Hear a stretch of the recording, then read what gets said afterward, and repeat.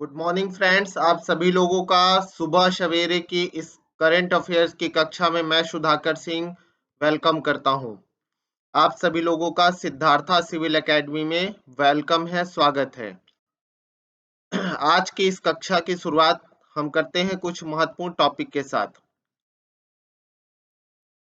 आप सभी लोगों का एक बार पुनः स्वागत है इस कक्षा में और जुड़ने के लिए आप सभी लोगों का वेलकम है।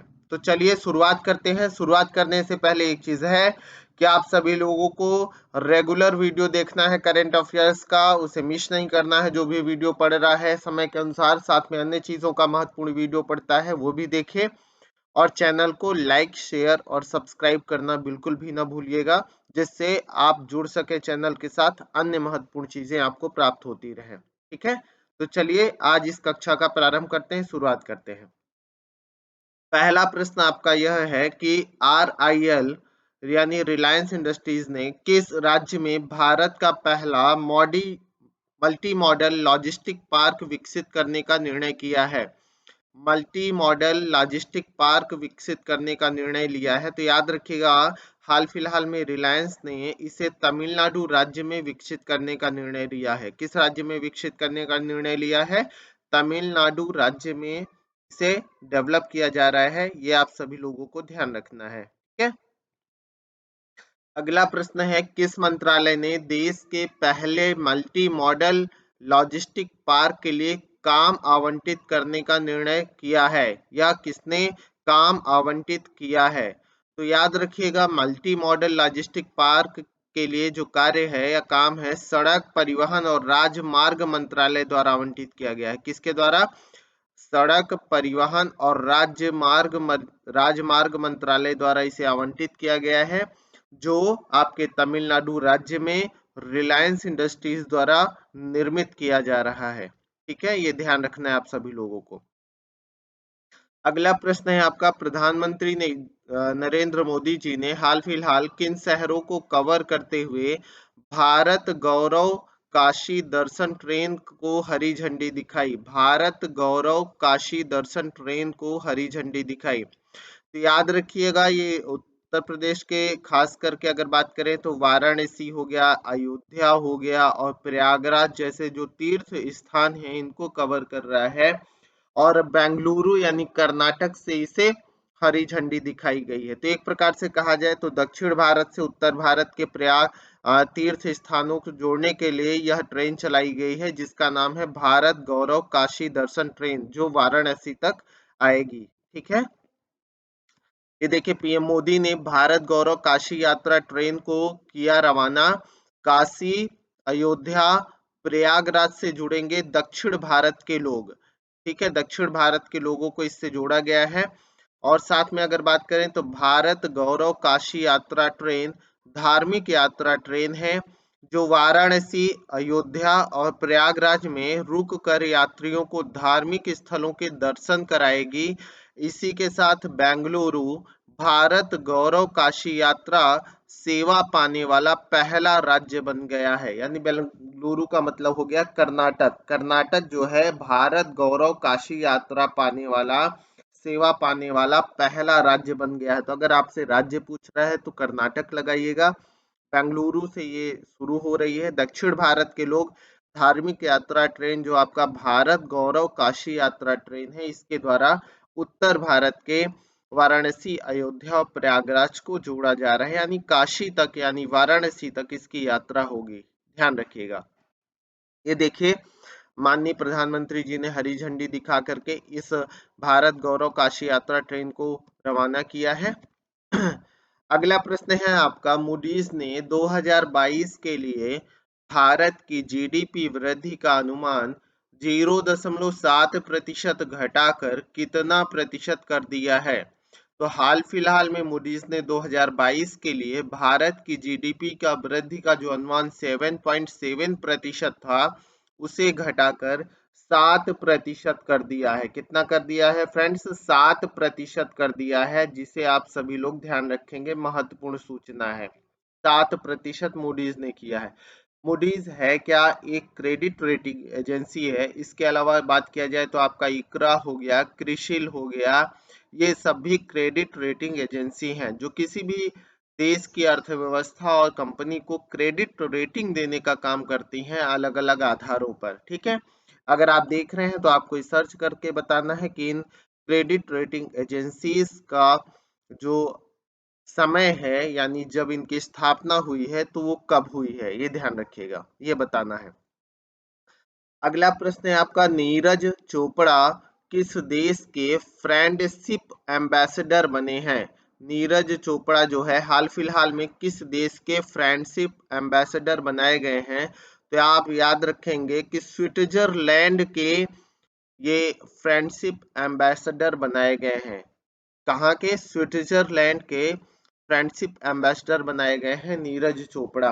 ठीक है, अगला प्रश्न है आपका, इंडियन नेशनल कार्टोग्राफिक एसोसिएशन की 42वीं अंतर्राष्ट्रीय कांग्रेस का उद्घाटन कहाँ पर हुआ है?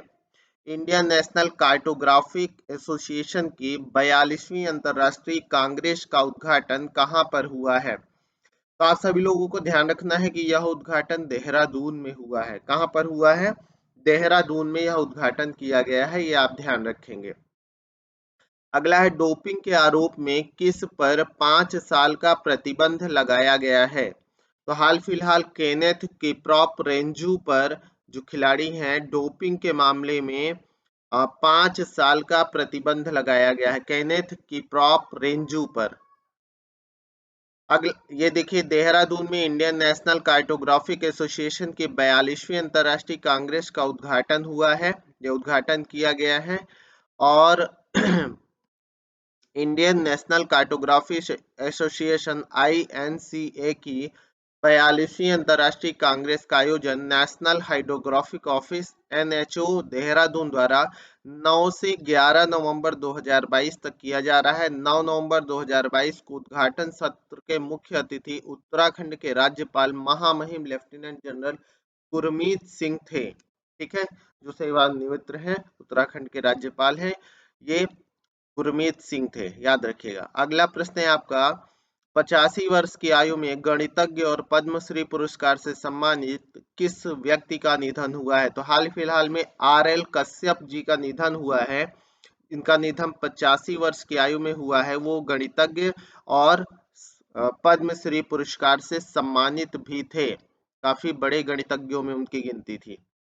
अगला प्रश्न है, 4 स्टार ईट राइट स्टेशन से सम्मानित कौन सा रेलवे स्टेशन है? तो 4 स्टार ईट राइट स्टेशन से सम्मानित भोपाल रेलवे स्टेशन, जो अपनी खाद्य गुणवत्ता के लिए उसने यह पुरस्कार जीता है, पहला रेलवे स्टेशन है जहां पर खाद्य सामग्री आदि उत्तम कोटि की है।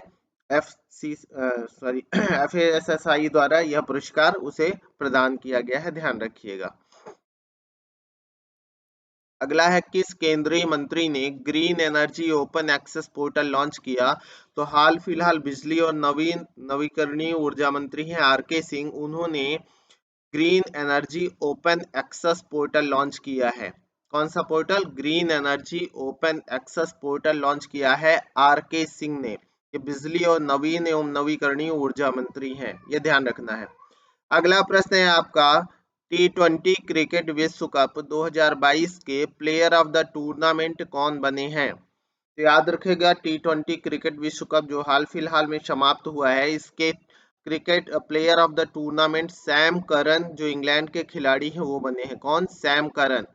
और इस T20 वर्ल्ड कप के विजेता के रूप में इंग्लैंड रहे हैं, यानी इंग्लैंड विजेता रहा, विजेता देश रहा है, और उप विजेता जो है पाकिस्तान रहा है। उप विजेता क्या रहा है? पाकिस्तान रहा है। भारत जो है फाइनल सेमीफाइनल में ही बाहर हो गया था। तो याद रखिएगा, T20 वर्ल्ड कप के विजेता इंग्लैंड और उप विजेता पाकिस्तान रहा है, और सैम करन को player of the tournament award दिया गया है। साथ में 4000 से अधिक रन, T20 में 4000 से अधिक रन बनाने वाले पहले खिलाड़ी के रूप में विराट कोहली का नाम दर्ज हो गया है। 4000 से अधिक रन बनाने वाले जो खिलाड़ी के रूप में नाम दर्ज हुआ है, वो विराट कोहली का नाम दर्ज हो गया है, ये भी ध्यान रखेंगे। अगला प्रश्न है आपका, हाल ही में PM गति शक्ति मल्टी मॉडल जल मार्ग शिखर सम्मेलन कहाँ आयोजित किया गया? तो याद रखना है आप सभी लोगों को कि मल्टी मॉडल आप सभी लोगों को ध्यान रखना है कि पीएम गति शक्ति मल्टी मॉडल जलमार्ग शिखर सम्मेलन हाल फिलहाल वाराणसी में आयोजित किया गया है। कहाँ? बनारस या काशी में आयोजित किया गया है, यह सभी लोगों आप दोस्तों ध्यान रखेंगे। ठीक है। इसके बाद किस देश के क्रिकेटर स्टीफन मायबर्ग ने संन्यास की घोषणा की है? तो अगर देखा जाए तो क्रिकेटर स्टीफन मायबर्ग ने संन्यास की घोषणा की है। ये नीदरलैंड के खिलाड़ी हैं। कहाँ के खिलाड़ी हैं? नीदरलैंड के क्रिकेटर हैं जिन्होंने हाल फिलहाल में संन्यास की घोषणा की है। इनका नाम है स्टीफन मायबर्ग। अगला प्रश्न है 2023 में खेलो इंडिया यूनिवर्सिटी गेम्स की मेजबानी कौन कर रहा है? तो 2023-24 के लिए अगर बात करें, खेलो इंडिया यूनिवर्सिटी गेम्स की मेजबानी उत्तर प्रदेश द्वारा किया जा रहा है। किसके द्वारा? उत्तर प्रदेश द्वारा। उत्तर प्रदेश के 4 शहरों में इसका आयोजन होगा, जिसमें लखनऊ है, गोरखपुर है, वाराणसी है और नोएडा है। तो ये याद रखिएगा, गोरखपुर, लखनऊ, वाराणसी और नोएडा में इसका आयोजन किया जा रहा है। खेलो इंडिया यूनिवर्सिटी गेम्स का आयोजन मेजबानी उत्तर प्रदेश द्वारा किया जा रहा है, जहां पर 4 शहरों में आयोजन होगा। डिटेल्स देख लेते हैं। उत्तर प्रदेश को मिली खेलो इंडिया यूनिवर्सिटी गेम्स 2023-24 की मेजबानी। ये इसका लोगो है खेलो इंडिया का, ये ध्यान रखिएगा।